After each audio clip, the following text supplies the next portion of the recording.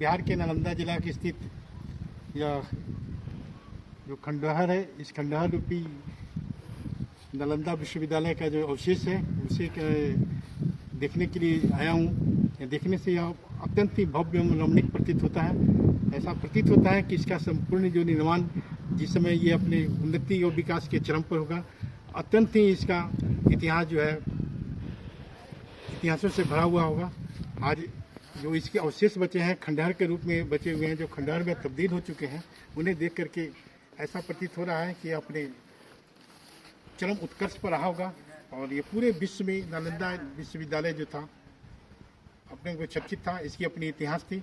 यह इस स्वरूप में था कि यहाँ पूरे विश्व के विद्यार्थी आते थे और वर्षों यहाँ रह करके अध्ययन ग्रहण करते थे, अध्ययन करके पढ़ाई करते थे। यहाँ किताबें और पुस्तकों की बहुत ही अंबार लगी हुई थी। उसी क्रम में मुगल के ज़माने के मुस्लिम शासक खिलजी के द्वारा इसका विनाश किया गया, इसका अंत किया गया। इसमें आग लगा दी गई। आग लगाने के बाद यह खंडहर के रूप में तब्दील कर दिया गया और सारी पुस्तकों को जला दिया गया। और पुस्तकें करीब करीब 1 साल तक यहाँ जलती रही राख के रूप में। जब तक तब्दील नहीं हुई तब तक इसको शांत नहीं कराया गया। यह इतिहास का बहुत ही दुर्भाग्यपूर्ण क्षण रहा है कि जो हमारे शिक्षा और ज्ञान का जो केंद्र था, जो भारत का सनातन धर्म का और जो शैक्षणिक वातावरण था, उसको विनाश किया गया, उसका अंत किया गया। और जिसको देखने की सही ऐसा प्रतीत होता है कि इसकी पूर्व की जो स्थिति रही होगी, किस रूप में रही होगी। यह एक संपूर्ण क्षेत्र बना हुआ है, काफ़ी लंबे दूर दूर तक फैला हुआ है। एक एक इसका खंड है, जिस खंड में 40-40, 50-50 विद्यार्थी और कमरे हुआ करते थे, जो विद्यार्थी रहते थे। विद्यार्थी आकर अध्ययन करते थे, शिक्षा ग्रहण करते थे। अभी आप मेरे सामने देख सकते हैं कि ये जो बिल्डिंग है यह बहुमंजिला इमारत के रूप में है। यह खंडहर के रूप में तब्दील हो चुका है। और इसके किनारे किनारे की जो कलाकृति है अत्यंत ही बेहद ही सुंदर और रमणीक है। इसको देखने के बाद इसकी कलाकृति से मन जो है अत्यंत ही प्रसन्न हो जाता है। ऐसा प्रतीत होता है कि ये क्षण हमेशा आदमी अवलोकन करते रहे, देखते रहे। आज इस बिल्डिंग के इर्द गिर्द देखने से ऐसा प्रतीत हो रहा है कि ये बिल्डिंग के चारों तरफ से ये काफ़ी गहराई है। इस गहराई में ऐसा प्रतीत होता है कि पुराने ज़माने में इसमें पानी रहा करता होगा। जो सुरक्षा के दृष्टिकोण से भी ऐसा बिल्डिंग राजा महाराजाओं के द्वारा बनाया जाता था। हो सकता है कि इस यह बिल्डिंग जो है सबसे इम्पोर्टेंट पार्ट रहा हो, जिसकी सुरक्षा के दृष्टिकोण से इस तरह का पानी का फव्वारा, पानी के जल निकासी का जो क्षेत्र है उसके अंतर्गत इसको बनाया गया है। आज ये बिल्डिंग जो है इस हालात में आ गया है। केवल इसके अवशेष बचे हुए हैं। अवशेष जो है हिंदुस्तान सरकार की, बिहार सरकार की धरोहर के रूप में आज बिहार सरकार के द्वारा काफ़ी विभिन्न तरह की योजनाओं के माध्यम से इसके विकास का और इस संरक्षित करने का प्रयास किया जा रहा है।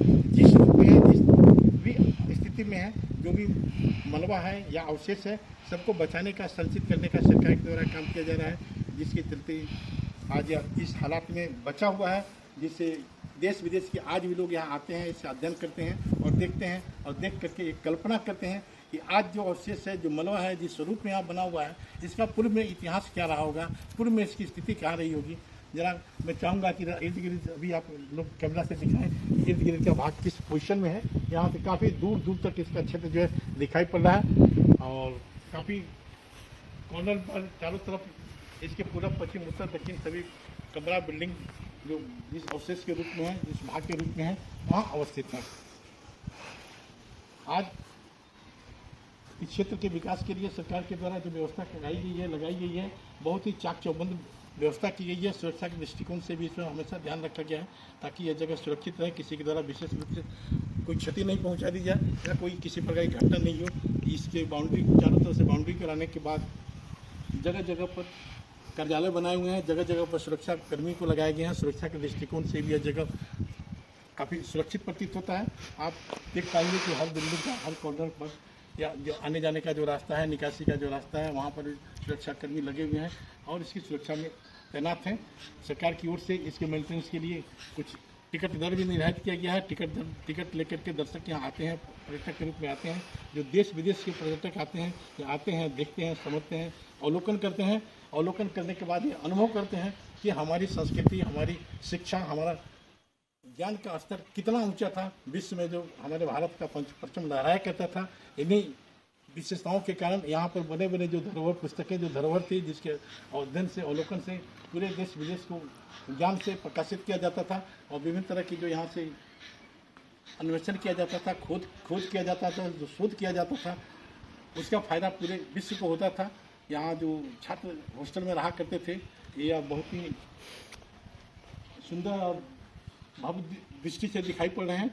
यहाँ पर जो छात्र आते थे, ऐसी जानकारी मिली है कि वर्षों वर्षों छात्र इसके भीतर में रह करके अपना शोध कार्य पूरा करते थे। शोध कार्य पूरा करने के बाद से यहाँ से अपना ज्ञान लेकर के देश के उन्नति के लिए, समाज के विकास के लिए काम किया करते थे।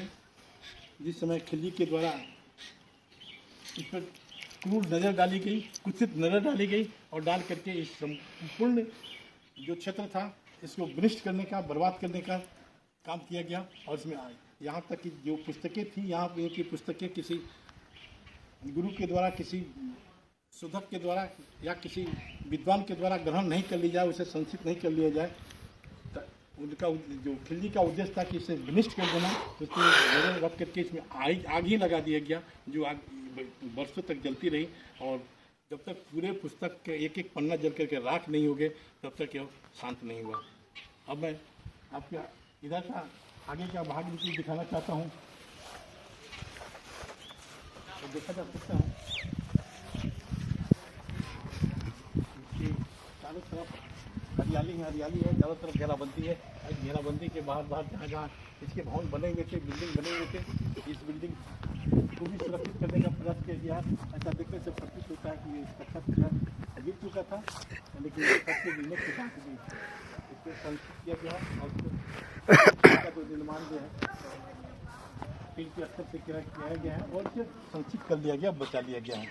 अभी मैं आपको ये अपने सामने का भाग दिखाना चाहता हूँ, जो कई वर्षों से इसी स्वरूप में पड़ा हुआ है। इसके निर्माण को देख करके महसूस किया जा सकता है यह कौन सा मटेरियल से, किस प्रकार होते से, किस प्रकार सीमेंट आदि से निर्माण किया गया है, जो आज भी कई सौ वर्ष बीत जाने के बाद भी इसी स्वरूप में खड़ा है। अभी तक क्षतिग्रस्त नहीं हो पाया है और लाख बर्बाद करने के बावजूद भी इसका स्वरूप जो है बर्बाद नहीं हो पाया है। और जिस स्वरूप में है, जहाँ भी है, जिस स्थिति में पड़ा हुआ है, इसे देखने के लिए पूरे देश विदेश के लोग यहाँ आते हैं, पर्यटक यहाँ आते हैं और आकर के यहाँ पर शिक्षा ग्रहण करते हैं।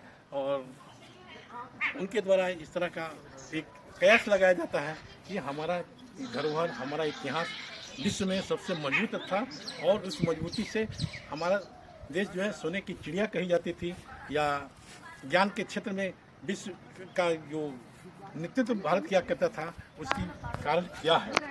ये ही सबसे बड़ा आधार है। यहाँ जो ज्ञान का उत्थान होता था, ज्ञान का जो विकास होता था, ज्ञान के माध्यम से जो लोग शिक्षित हुआ करते थे और अपने शिक्षा के प्रभाव से, शिक्षा के प्रसार से पूरे देश में डंका बजा करते थे। खिल्जी को ये रास नहीं आई और खिल्जी के द्वारा जानबूझ कर इसे विनाश कर दिया गया। बस इतना ही। जय हिंद। ये हमारा